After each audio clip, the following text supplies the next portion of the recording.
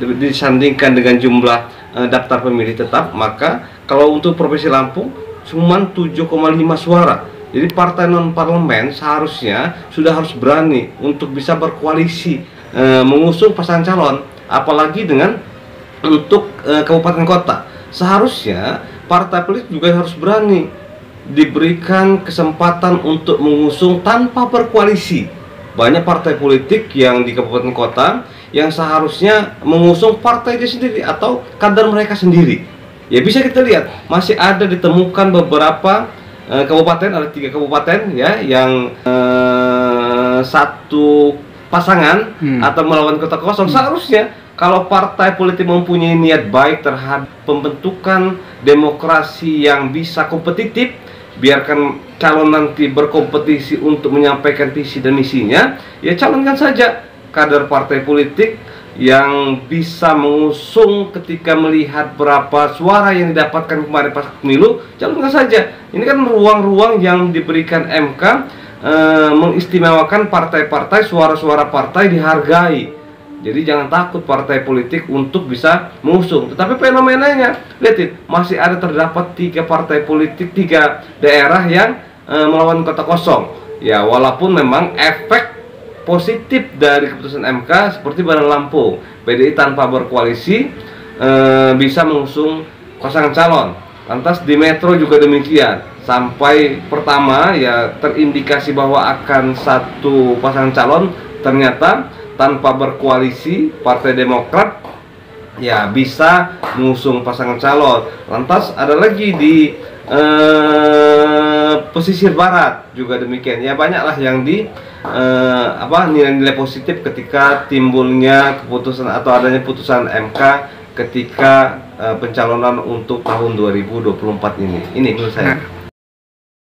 Iya, yang paling pasti itu kan niat partai politiknya. Nah, inilah menurut saya yang perlu ditanamkan oleh partai politik dari jauh hari, mempersiapkan kadernya untuk bisa bertarung meraih simpati masyarakat untuk dipilih.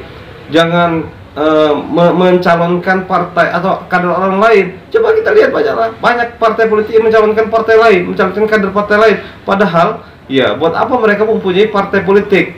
Buat apa mereka berkompetisi hanya kepada hanya berkompetisi hanya untuk melihat bahwa elektabilitas, popularitas partai atau calon yang lain mereka bersatu atau berkoalisi. Padahal mereka seharusnya dari jauh hari mempersiapkan kader mereka, mempersiapkan orang-orang mereka, mempersiapkan partai mereka untuk mengusung partai sendiri, kader partai sendiri, bukan malah berkoalisi dengan membuat sebuah koalisi gendut sehingga melawan kota kosong. Berikan kepada masyarakat kesempatan untuk memilih calon mana yang mereka suka, visi dan misi mana yang mereka ingin dengar dan bisa mereka lihat, sehingga mereka bisa menagih janji dari bakal calon ketika mereka jadi. Ya, ini tinggal menunggu niat baik dari partai politik di dalam mengusung pasangan calon ketika setiap pilkada. Karena keputusan MK membuat partai politik mempunyai hak untuk mencalonkan diri, karena keputusan MK ya ini menghargai suara partai politik yang didapat. Lihat, ya bisa kita lihat bahwa partai non parlemen yang bisa mengusung di kabupaten kota di Provinsi Lampung ada 2. Ya, berkoalisinya misalkan diambil nilai positifnya. Pada Lampung yang 7,6%. Seharusnya dengan berkoalisi bisa mengusung satu pasangan calon. Ya, di Badan Lampung. Lantas di Lampung Utara juga demikian. Kalau tidak salah saya hitung-hitung itu ada 16%. 16% suara ketika penggabungan suara partai non parlemen, kan begitu banyak. Dengan ada putusan MK ini kan mereka suara partai dihargai, dan suara partai memang ada yang bisa untuk bisa mengusung pasangan calon. Ya walaupun mereka berkoalisi dengan partai yang sudah ada kursinya dan mengusung kader partai lain, setidak-tidaknya dihargai suara dari partai politik tersebut.